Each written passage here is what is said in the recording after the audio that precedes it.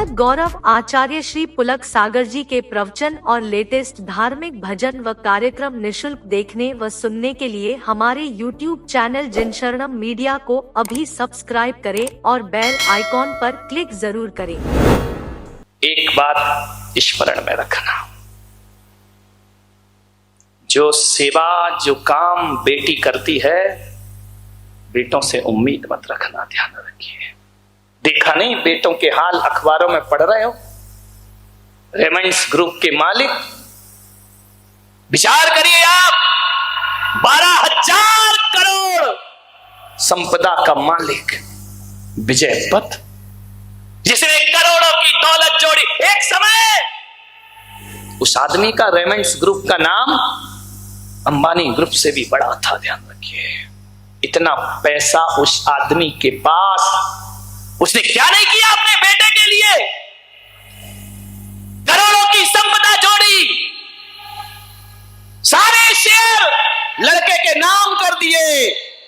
अखबार में आप 3 दिन से पढ़ रहे हैं, आपकी आत्मा नहीं हिलती कि जिसके पास बड़ी से बड़ी कार और गाड़ियां रहती थी, आज इस लड़के ने गाड़ी भी छीन ली, ड्राइवर भी छीन लिया, और जो दुनिया का सबसे करोड़पति आदमी आज मुंबई की सड़कों में ऐसा घूम रहा है कंगालों की भांति, भिखारियों की भांति। किसी और ने नहीं लूटा उसका, अपने ही बेटे ने उसका घर। ऐसी घटना घट गई इस देश में, दर दर को भटक रहा है, किराए के फ्लैट के लिए मोहताज है। ये बेटे का सुख है। विचार करिए आप, जिस बेटे के लिए सब कुछ किया, आज उसने उसे घर से निकाल के बाहर कर दिया, अपनी संपदा से बेदखल कर दिया। आज बाप अदालत में केस दायर कर रहा है अपनी औलाद। किन बेटों के लिए बेटियों को मारती हो? ध्यान रखिए मान्यवर, आज तक ऐसी लड़की का कोई उदाहरण नहीं होगा। लड़कों के उदाहरण की तो लाइन लगी हुई है मेरे भाई। सोचना, इतना करोड़पति आदमी देखते देखते इतना कंगाल कि आज उसके पास कुछ नहीं है। किसी ने क्या कर लिया उसका? कुछ नहीं। मुंबई की सड़कों पे पैदल घूम रहा है वो आदमी जिसके लिए कभी कालीन बिछाए जाते थे, जिसके लिए नौकर चाकर हाथ जोड़ करके खड़े रहते थे, आज खुद के ही बेटे ने देखते ही देख इतना पतन। आदमी की कितने लाड़। आज उस बाप ने अपनी औलाद को पैसा तो दिया, लेकिन संस्कार नहीं दे पाया। कंस जैसी औलाद पैदा हो गई। ध्यान रखिए, रावण जैसी औलाद पैदा हो गई। किस बेटे के लिए आप सब कुछ करते हैं? बेटियों को दोयम दर्जा दिया करते हैं। मान्यवर, विचार करना है आपको। एक घटना और अभी मुंबई में घटी है। 1.5 साल बाद अमेरिका से बेटा लौटा मुंबई में। 1.5 साल बाद उस मां ने पढ़ा लिखा के योग्य बना के उसको अमेरिका भेजा। 1.5 साल बाद पिता की भी मौत हो चुकी थी 4 साल पहले। मां ने फोन किया, बेटा अब अकेले ये घर मुझे खाने को दौड़ता है, अब मैं अकेली नहीं रह सकती इस बंबई में, या तो तू वापिस आ जा या मुझे अपने साथ अमेरिका ले चल। बेटे ने सुना फोन, यहां वहां की बातें करी, फोन रख दिया। अंतिम फोन था उस मां का, ध्यान रखिए, अंतिम फोन। कोई दोबारा फोन नहीं। फिर उस बेटे को मन में इतना नहीं आया कि आज मां से बात हुई, 1.5 साल हो गए, न मां का दोबारा कभी फोन आया, न मैंने फोन किया। 1.5 साल बाद क्या होता है? उसके फ्लैट का दरवाजा बंद है, अंदर वो मां नहीं है। 1.5 साल में उसका कंकाल पड़ा हुआ है, अकेली मर गई, दम घुट गया उसका। बाहरी मानवता, इस देश की कैसी संवेदनाएं। मुंबई जैसी नगरी में फ्लैट में रहने वाली वो महिला, 1.5 साल में पड़ोसियों को भी अकल नहीं आई कि वो महिला गई कहां अचानक। वाह रे मुंबई, ऐसे शहरों से तो अपने गांव बहुत अच्छे होते हैं मेरे भाई। ऐसी दौलत से तो अपने गांव की गरीबी बहुत अच्छी होती है, अपने झोपड़े बहुत अच्छे होते हैं कि कहीं किसी बीमार पड़ जाए तो पूरा मोहल्ला इकट्ठा हो जाया करता है। किसी ने उसकी जानने की कोशिश नहीं की। क्या सोसाइटी कि जिस फ्लैट में वो रहती थी दिन में 2-4 बार तो दिखती होगी ना, 1.5 साल में अचानक अदृश्य कैसे हो गई? क्या उस मुंबई में उसके कोई परिचित नहीं थे, कोई रिश्तेदार नहीं थे? क्या लड़के को इतनी अकल नहीं आई कि 1.5 साल से माँ का फोन नहीं आया? तो अपने दोस्त को फोन करके तो पूछूं कि देख माँ कैसी है। क्या मुंबई में रिश्तेदारों को सूचना नहीं दे सकता था? अरे रिश्तेदारों ने भी फोन नहीं किया। मेरे भाई, लड़के ने फोन नहीं किया, लेकिन उसे इतना तो सोचना था कि फोन भी नहीं आया। अकेलापन उस मां को खा गया। जब लौट करके आया, दरवाजे खटखटाए फ्लैट के, अंदर से चटकनी बंद है। पड़ोसियों ने खबर नहीं। बाहर इंसान, क्या जिंदगी है, कैसा जीवन जी रहा है आदमी इस स्वतंत्र भारत में। और एक समय वह था कि मोहल्ले में गाय भी मर जाती थी तो हमारे घरों में चूल्हे नहीं जला करते थे कि आज गाय की मौत हो गई है। एक मानवता, वह मर गई वहां पर, दरवाजा तोड़ा, अंदर गया, क्या देखता है? पलंग के नीचे पूरा ढांचा पड़ा है, मांस गल गया, शरीर गल गया, एक मांस का ढांचा पड़ा है। मान्यवर, क्यों हुई उसकी ऐसी मौत? क्या उसने सुसाइड कर लिया? क्या वो अकेलापन उसे खा गया? अंदर से चटक। मुझे तो हैरान हूं वो खबर पढ़ने के बाद पेपर में कि फ्लैट वालों को भी फुर्सत नहीं कि क्या हो रहा है बाजू में। ऐसा बेटा, ऐसी औलाद, ये घटनाएं इस देश के चिंतन को झकझोर रही हैं। ध्यान रखिए, अंतस से हिला देती है ये घटनाएं। एक घटना और पड़ी अखबार में, बक्सर जिले में एक कलेक्टर ने आत्महत्या कर ली। कलेक्टर पढ़ा लिखा, अरे मूर्ख लोग करें, अज्ञानी लोग करें तो बात समझ में आती है। एक पढ़ा लिखा कलेक्टर रेल की पटरी के नीचे जिंदगी को खत्म कर लेता है। आखिर क्या हो गया इन सबके जीवन को? मान्यवर, कोई ना कोई तो कारण रहे होंगे। ये हालात हमारे देश के, किस पर भरोसा करोगे? अपनी ही औलाद पे भरोसा नहीं होता, अपनी ही औलाद पे विश्वास नहीं हुआ करता है। बताइए, बेटी बेटी होती है मेरे भाई। आज एक मां 1.5 साल फोन ना करे तो बेटी का दिल रो पड़ेगा कि मेरे पता तो करो मेरी मां है कहां। ध्यान रखिए, विचार करना है आपको। एक बेटी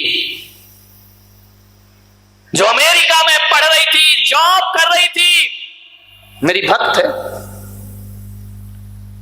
उसकी पढ़ाई लिखाई अमेरिका में हुई, वह बहुत बड़ा पैकेज कमा रही थी, 10 से 12 लाख रुपए का। मां का फोन गया, बेटी पापा की तबीयत बहुत खराब है, मैं यहां पर शहर में हूं, तू वापिस आ जा, पापा को देखना है। तो बेटी ने तुरंत व्यवस्था की, बोली मम्मी चिंता मत करो, मैं आती हूं देखने के लिए। वह बेटी आई और आकर के देखा, बदकिस्मती से उसे अपने पापा का मुंह देखने भी नहीं मिला, आने में लेट हो गई। बहुत दुखी हुई, बहुत रोई कि जिस पापा ने मेरे लिए इतनी व्यवस्था की, इतनी मेहनत की, अपने आप को धूप में तपाया, अपने अरमानों का गला घोंटा, मुझे पढ़ाया लिखाया, आज मैं उन्हें नहीं देख पाई। अकेली लड़की थी, इकलौती बेटी थी, बेटा नहीं था उसके पास। वह अमेरिका से लौट आई, 13वीं हुई। मां ने कहा बेटा अब तू जा, तेरी सर्विस है, तेरी नौकरी है। बेटी ने कहा कहां जाऊं? बोले अमेरिका जा, तेरा भविष्य, तेरा कैरियर है। बोले नहीं मां, अब मैं अमेरिका नहीं जाऊंगी, भले वहां 10 लाख रुपए मिलते हो तो मेरे किसी काम के नहीं। जहां मेरी मां अकेली रहे, मैं ऐसी दौलत को ठोकर मारती हूं, लाख रुपए के पैकेज में काम कर लूंगी, लेकिन अपनी मां को छोड़कर कभी अमेरिका नहीं जाऊंगी। उसने अपनी पढ़ाई, अपनी लिखाई, अपनी नौकरी सब छोड़ दी। अब मैं वापिस, मां ने कहा बेटा तूने इतने अरमानों से पढ़ा है, इतनी मेहनत से पढ़ा है, उसे मिट्टी में मत मिलाओ मेरी वजह से, मैं जी लूंगी। बोले नहीं मां, अब ये बेटी वापस लौट कर नहीं जाएगी, वही रहने लगी। कम रुपए कमाऊंगी लेकिन मां के साथ रहूंगी। मेरी मां का कौन है मेरे बिना। एक दिन मां ने कहा बेटी तू बड़ी हो गई, अब तेरी शादी करना है। लड़के देखने आते, बात करते, देखने के लिए लड़के आते।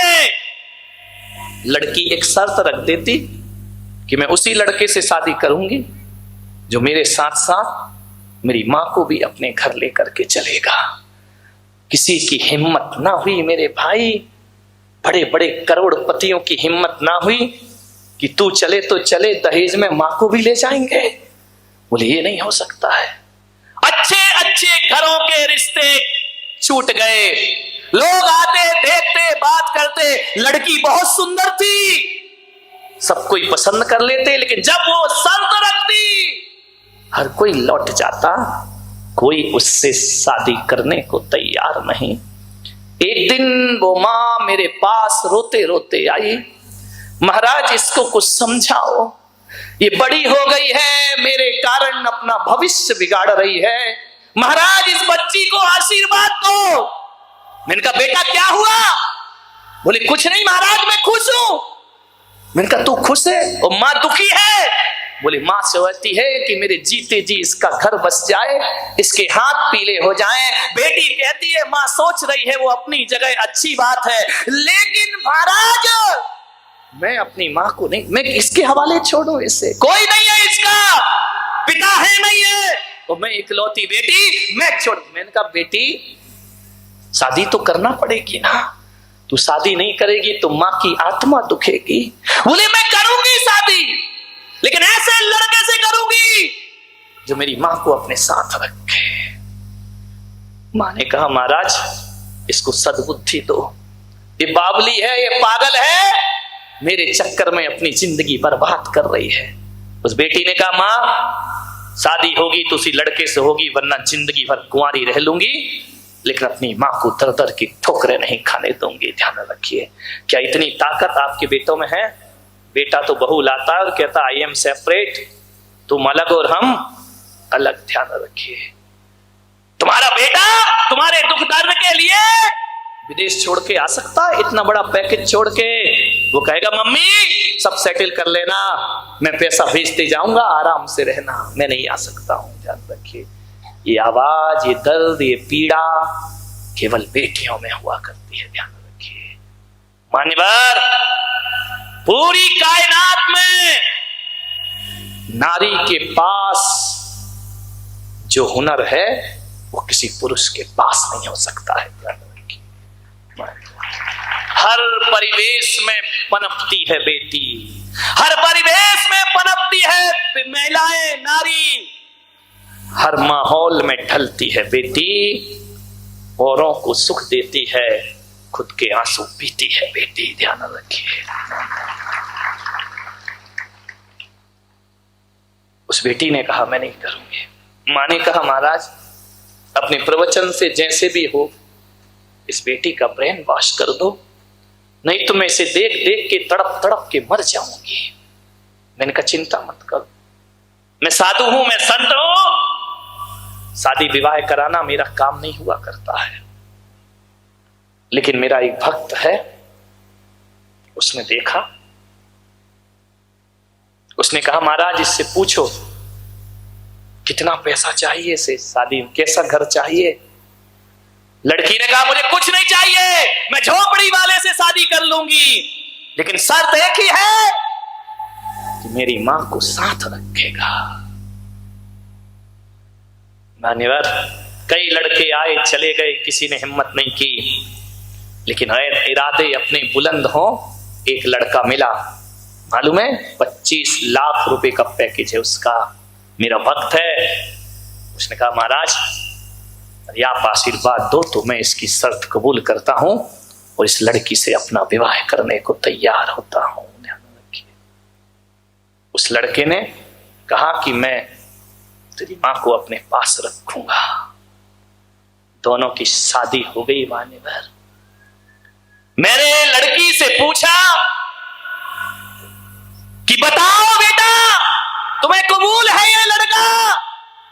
उसने कहा महाराज मुझे कबूल है, लेकिन मैं एक चीज कह सकती हूं कि इनसे कह देना कि मैं अपनी मां को दुखी नहीं देख सकती हूं, वो साथ रहेगी।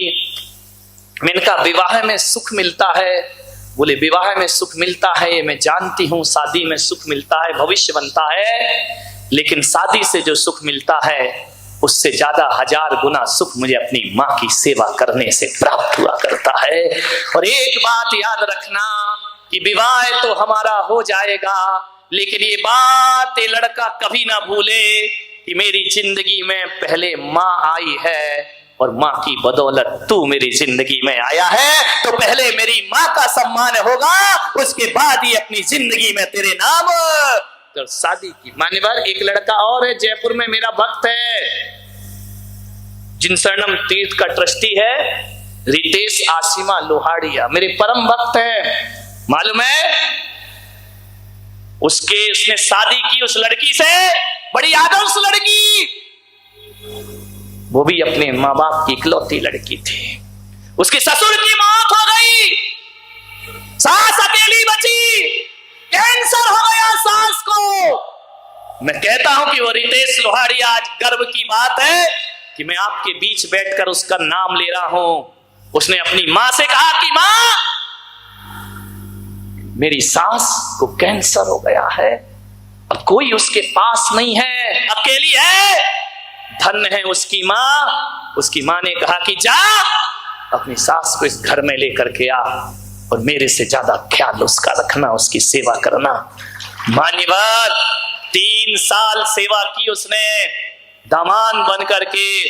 अरे जो ख्याल बेटी नहीं रख पाई वो दामान ने अपना सास का ख्याल रखकर उसका जीवन का अंत कराया, उसकी मृत्यु हुई। ध्यान रखना कौन है 2 माँ को, आदमी आज का बेटा एक माँ को नहीं रखता है अपने घर में, उसने 2 माँ को बराबर का सम्मान दिया, बराबर की इज्जत दी। ध्यान रखिए उस बेटी ने कहा कि मैं कुछ भी कर लूं अपने जीवन में, अरे माँ बाप तो सबको मिलते हैं, लेकिन मेरे जैसा पति दुनिया में किसी को प्राप्त नहीं हुआ करता है। अगर माँ बोझ लगती है, वो कुत्ता पाल सकता है, मगर माँ बोझ लगती है। क्या कुत्ते ने उसे इतनी भी वफादारी न सिखलाई? मैं बेटी थी, अपनी माँ को वृद्धाश्रम से वापस ले आई। ध्यान रखिए मान्यवर, कुत्ते के लिए जगह है, माँ के लिए जगह नहीं है। एक बेटी ने मेरा प्रवचन सुना, रोज आती थी मेरे प्रवचन में, डेली आती थी, जैन परिवार की। न जाने उसके जीवन में मेरे प्रवचन से क्या प्रभाव पड़ा। उसकी शादी की तैयारी हुई, एंगेजमेंट हो गई, शादी की होटल बुक हो गई, कार्ड बट गए, डेट फिक्स हो गई, सब तरफ पत्रिकाएं पहुंच गई। बेटी बड़ी खुश, मां बड़ी खुश कि आज किसी अच्छे घर में मेरी बेटी की शादी। अचानक काम करते करते मां बेहोश हो गई, बेटी घबरा गई, मां को चक्कर क्यों आ गया? लोगों ने कहा ज्यादा खुशी है इसलिए आ गया, किसी ने कहा बेटी अब अलग हो रही है इसलिए आ गया। पिता ने उसे अस्पताल ले गए, एडमिट किया। देखो क्या बात है, डॉक्टर ने जांच की कि इसे अचानक चक्कर क्यों आया। मालूम है जिसकी बेटी 28 साल की हो गई हो, उस बेटी की शादी हो रही है और इधर मां को चक्कर आ गया। 45 साल 46 साल की वह मां, मालूम है आपको, डॉक्टर ने जैसे ही जांच की पैरों तले जमीन खिसक गई उसके। डॉक्टर ने कहा कि शुभकामनाएं, तुम फिर से मां बनने वाली हो। उस मां ने सोचा इस उम्र में मां बन रही हूं, इस अधेड़ उम्र में, यहां बेटी की शादी है और मुझे फिर से मां बनना है। बड़ी चिंतित हो गई, माथे पर पसीना आ गया उसके। उसने बड़ी चिंता भरी नजरों से पति की तरफ देखा।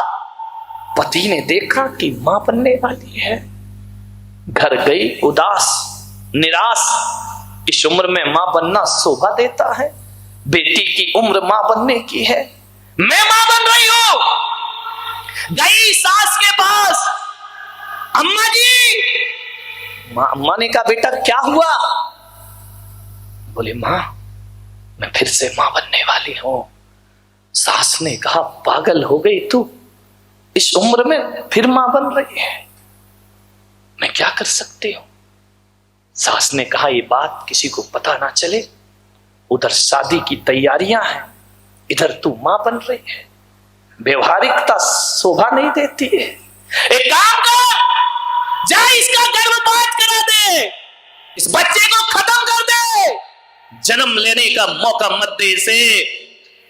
अंदर गई उठकर अपने कमरे में, एक तरफ तो मेरा सत्संग करती रही वो, दूसरी तरफ सास और पति कह रहे हैं कि इसका गर्भपात करा दे। एक धर्म संकट में आकर के खड़ी हो गई, मैं गर्भपात कराऊं, और कभी बेटी को देखती कि इसकी शादी हो रही है, ये क्या सोचेगी मुझे देख करके। उसने बेटी ने देखा मां बहुत उदास रहती है, उसने एक दिन पूछा मम्मी उदास क्यों? कुछ नहीं बेटा तेरी शादी है ना। बोले नहीं मम्मी, तुम्हारी उदासी में मेरी शादी की झलक नहीं दिखती है, कोई बात है जो तुम्हें भीतर भीतर खाए जा रही है, मैं तुमसे पूछती हूं कि तुम्हें बताना पड़ेगा। मां ने कहा बेटा कोई बात नहीं है, तू फ्री रहे। बेटी ने मां का हाथ अपने सिर पर रखा, कसम खा के बताओ कि कोई बात नहीं है। मां बेटी की झूठी कसम कैसे खा जाए, अकेले कमरे में ले गई और बोली बेटा मैं फिर से मां बनने वाली हूं, फिर से मां।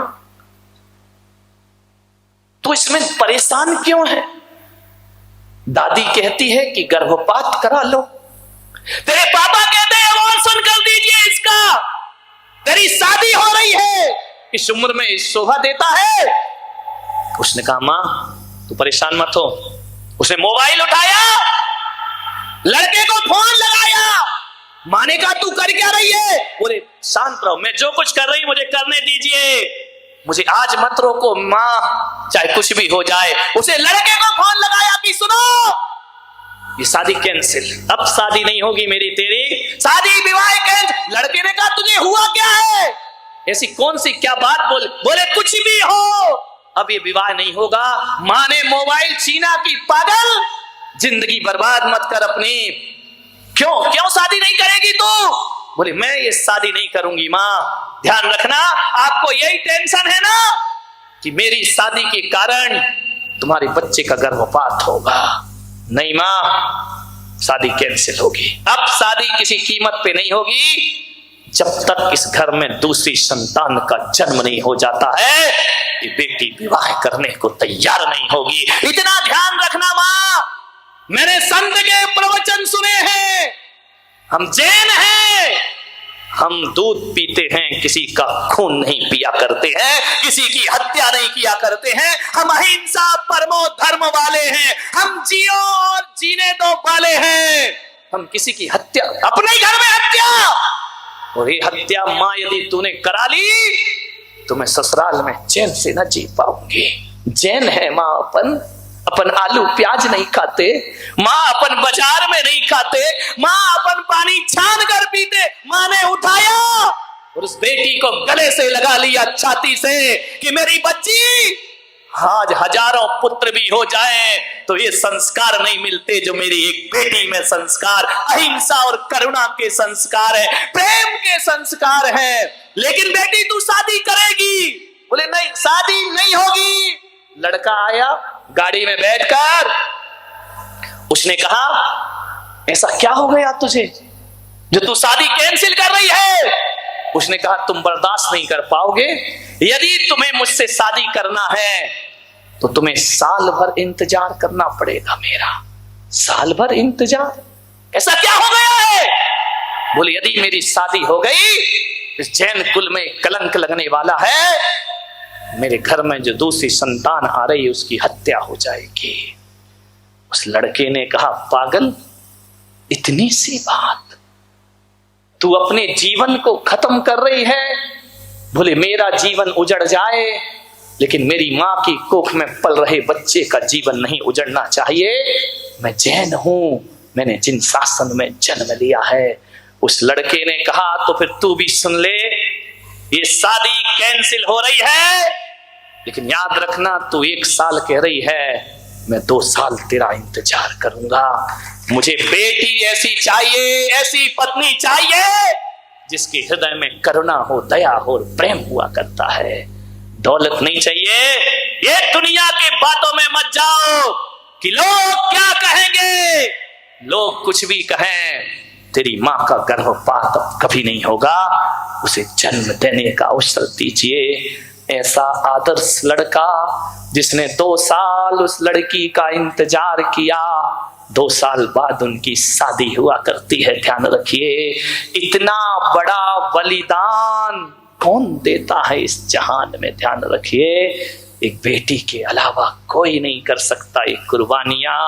एक बात ध्यान रखना, ससुराल में हजारों सुख मिल जाएं तो भी माँ बाप के लिए आंसू बहाती हैं बेटियां। ध्यान रखिए, बेटे तो घर में रह के ख्याल नहीं रखते, दूर रहकर भी बेटी बहुत पास हुआ करती है। हमारे मान्यवर बेटों का क्या भरोसा।